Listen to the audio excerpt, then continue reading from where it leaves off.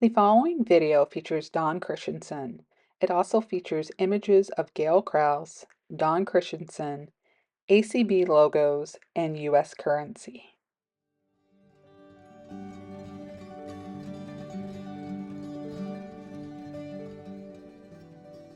I was first introduced to the American Council of the Blind of Ohio by my friend Gayle Krause. She was on the board of directors and invited me to join her at a meeting in Columbus. So that was in March of 85.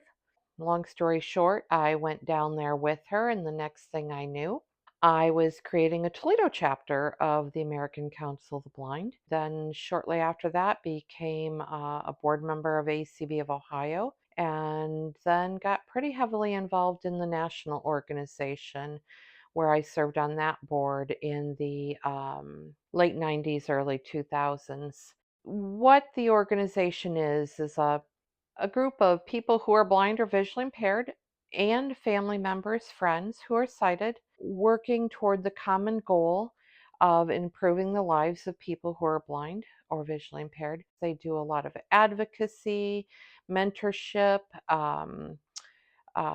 There are specialized groups within the American Council of the Blind. So, for instance, there's the Blind Lawyers Association, Blind Teachers Association, um, the Blind Vendors Association, all within the membership of the American Council of Blind. I think there's about 20 what they call special interest groups. When you get involved on the local level, you're working on local issues.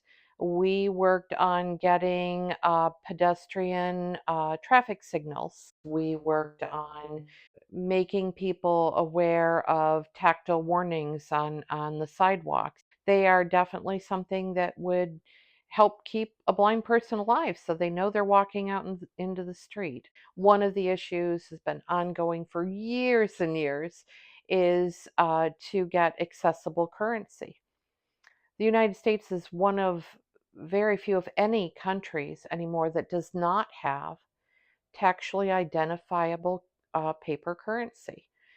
So I think in the near future, we're going to see a change with that. So, working with our legislature in with the Americans with Disabilities Act, it's really a lot of work to keep a local chapter up and running. When I had to move on and was no longer available to keep it running, it kind of fell apart a little bit. And then a few years later, someone tried to re-energize the local ACB, and it again, it's a lot of work. I'd love to see it happen again.